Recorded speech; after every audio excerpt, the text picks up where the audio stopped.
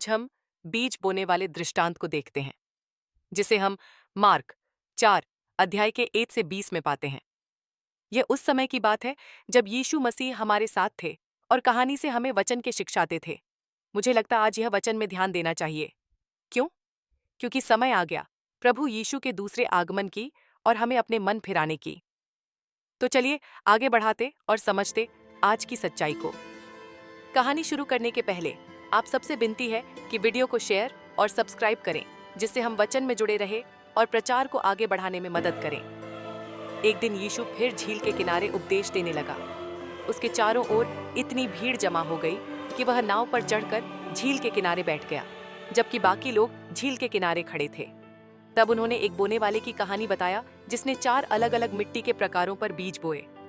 पहली तरह की जमीन कठोर थी और बीज अंकुरित नहीं हो सका या बिल्कुल भी नहीं बढ़ सका और तुरंत ही उखड़ गया। दूसरी तरह की जमीन पथरीली थी, बीज बोने और बढ़ने में सक्षम था, हालांकि यह अजय गहरी जड़ें नहीं बढ़ा सका और धूप में सूख गया। तीसरी तरह की जमीन कंटीली थी और बीज बो सकता था और बढ़ सकता था, लेकिन यह उन कांटों की संख्या का मुकाबला नहीं कर सकता था जो इसे पछाड़ देते थे। चौथी जमीन अच्छी मिट्टी थी, जो बीज को गहराई से बोने, मजबूत होने और फल देने की अनुमति देती थी। यीशु ने कहा, सुनो, एक किसान बीज बोने निकला।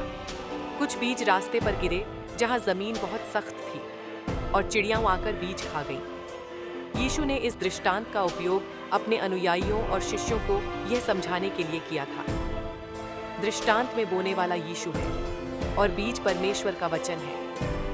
पहली तरह की जमीन कठोर थी, जिसमें बीज अंकुरित नहीं हो सका और चिड़ियां आकर बीज खा गईं। तो यहाँ कठोर भूमि के मतलब पाप से भरे कठोर हृदय वाले व्यक्ति, जो परमेश्वर का वचन सुनता है लेकिन उसे स्वीकार नहीं करता। और चिड़ियां मतलब शैतान, जो व्यक्ति को बढ़ने से रोकता है। उदाहरण के लिए राजा हेरोदेस को देख सकते हो, जो संपत्ति के लालच में बच्चों की हत्या किया था।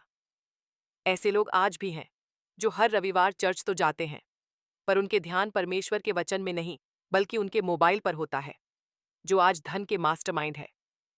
अर्थात ऐसे लोग वचन सुनते तो हैं पर ग्रहण कर नहीं पाते और शैतान के जाल में फंसे हुए रहते हैं, जो उसे वचन में बढ़ने नहीं देता और परमेश्वर से अलग करते रहता है। अब चलते हैं दूसरी तरह की जमीन पर। दूसरी तरह की जमीन पथरीली थी, जो बीज बोने और बढ़ने में सक्षम तो था, पर यह गहरी जड़ें बना नहीं सका और धूप में सूख गया। यानी यहाँ धूप को क्लेश के रूप में वर्णन किया गया है और बीज वह लोग हैं जो मसीह में आते तो हैं, लेकिन अपनी जड़ के गहरी बना नहीं पाते। कुछ लोग वचन को खुशी से स्वीकार करते हैं, पर उनके अंदर गहराई नहीं होती। जब मुश्किल आती है तो वे पीछे हट जाते हैं। ये केवल सुनने वाला होता है, पर करने वाला नहीं।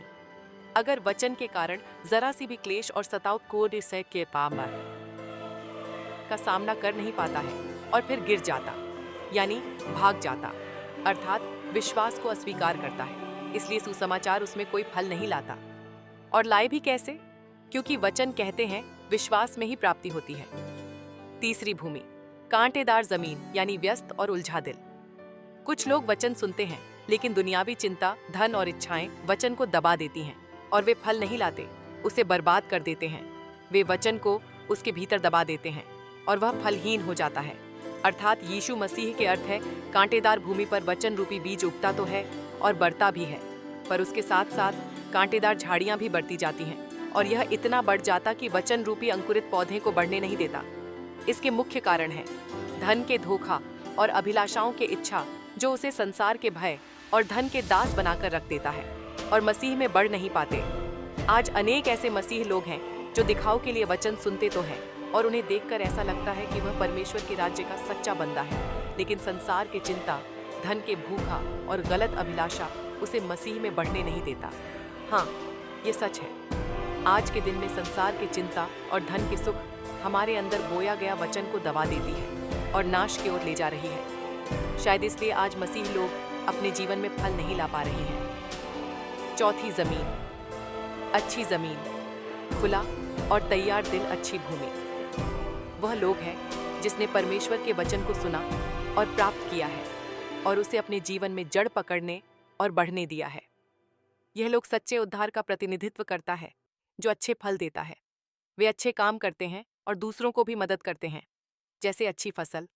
अब यह सोचना जरूरी है कि हम किस प्रकार की भूमि हैं।